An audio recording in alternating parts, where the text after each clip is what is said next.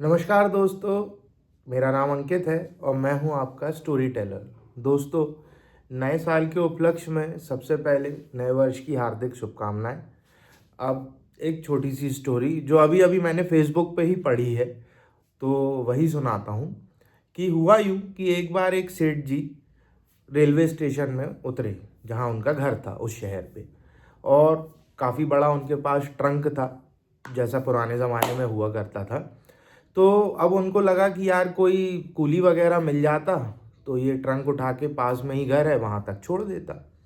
देखा तो केवल एक कुली नज़र आया, तो उनने उसको आवाज़ लगाई कि क्यों भाई ये वहाँ ले चलोगे? तो उसने बोला ले चलेंगे सेठ जी। कितने पैसे लोगे? बोले पैसे वैसे की कोई बात नहीं है, जो पैसा लगे आपके मन में आए आपको दे दीजिएगा, लेकिन जो मैं आपसे रास्ते भर कहूँगा वो आपको सुनना पड़ेगा या आपको मुझे सुनाना पड़ेगा, ये एक शर्त है। सेठ जी ने कहा क्या पागल आदमी है, चल भाग यहाँ से, नहीं ले जाना तेरे को साथ में।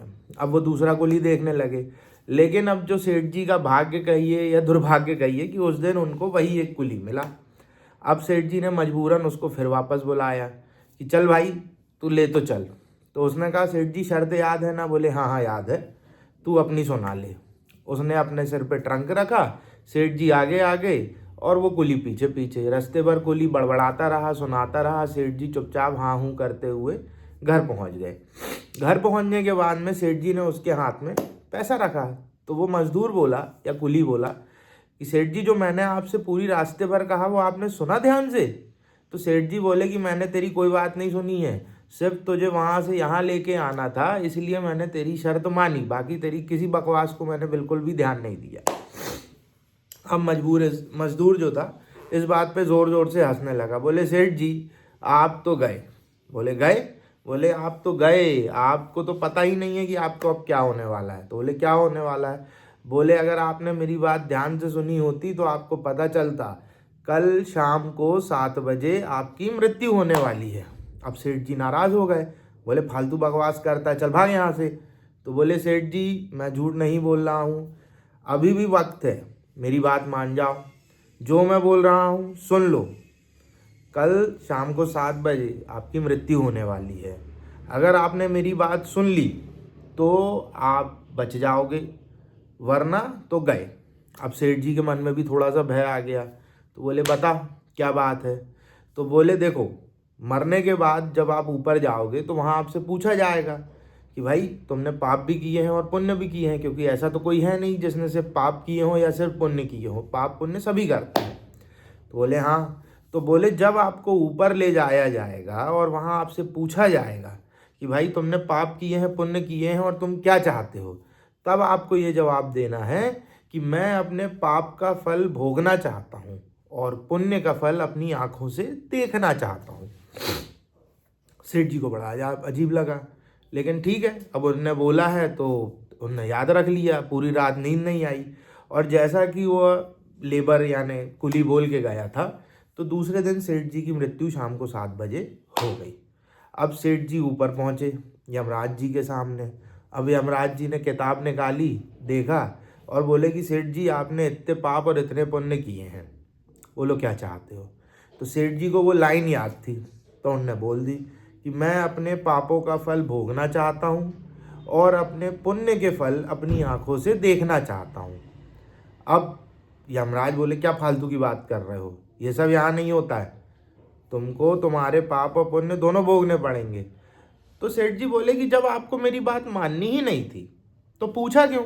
नीचे भी अन्याय ऊपर भी अन्याय, अजीब व्यवस्था है, करो जो करना है अपने मन में। अब यमराज को बड़ा बोल के लगा कि यार मैंने क्या पूछ के मुसीबत कर ली। उनने अपनी किताबें पलटा ली, बोले यार ये वाला तो कहीं पे अपने में प्रोविजन ही नहीं है, कोई प्रावधान ही नहीं है। अब बोले क्या करें? बोले चलो ब्रह्मा जी के पास, सृष्टि के रचयिता। तो यमराज सेठ जी को लेके ब्रह्मा जी के पास पहुँचे। ब्रह्मा जी के पास जाके उनने पूरी व्यवस्था बता दी कि ऐसी ऐसी बात हो चुकी है। अब ब्रह्मा जी भी परेशान, बोले यार ऐसा तो कुछ होता ही नहीं है, ये इनने और एक नया खड़ा कर लिया सर दर्द। ब्रह्मा जी ने भी अपनी जो किताब है वो पूरी की पूरी पढ़ डाली, बोले नहीं है ऐसा कुछ तो नहीं है। उनने सेठ जी से बोला बेटा क्या करना है? बोले बस वही करना है प्रभु कि मुझे मेरे पापों का फल भोगना है और मेरे पुण्य का फल अपनी आंखों से देखना है। अब ब्रह्मा जी बोले यार ये तो नहीं मान रहा।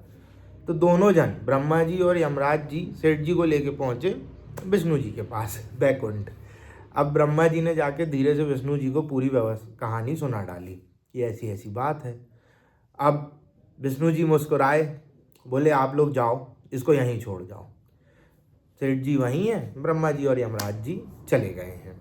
अब ब्रह्मा जी के जाने के बाद में विष्णु जी बोले कि बोलो बेटा क्या चाहिए। तो फिर उनने हाथ जोड़ के बोला कि महाराज मैं अपने पापों के फल भोगना चाहता हूँ और अपने पुण्य के जो फल हैं अपनी आंखों से देखना चाहता हूँ। तो विष्णु जी वो मुस्कुरा के बोले अरे मूर्ख, ये तेरे पुण्य के फल ही तो हैं जो तू मुझे देख रहा है साक्षात अपनी आंखों से। जैसे जैसे तूने मुझे देखा तेरे सारे के सारे पाप खत्म होते चले गए, अब से पुण्य ही पुण्य बचे हैं और तुझे बैकुंठ मिल चुका है। बोले नहीं पता किस सदगुरु ने तुझे आके ये सलाह दी थी, अनजाने में या जान के, लेकिन उसने तेरी सारी की सारी जो जीवन की करनी है वो सब की सब पलट के रख दी। तो दोस्तों इसी प्रकार से हमारे जीवन में कभी ना कभी कोई ना कोई हमसे टकराता है और कुछ ऐसी बातें बोल के जाता है, कुछ ऐसा करके जाता है जिससे हमारे जीवन में बड़ा ही बदलाव भी आता है, और अगर हम उनकी बातें मान लें तो काफ़ी कुछ व्यवस्था बनती है। अब इन्हीं शब्दों के साथ में मैं अपनी कहानी को विराम देता हूँ।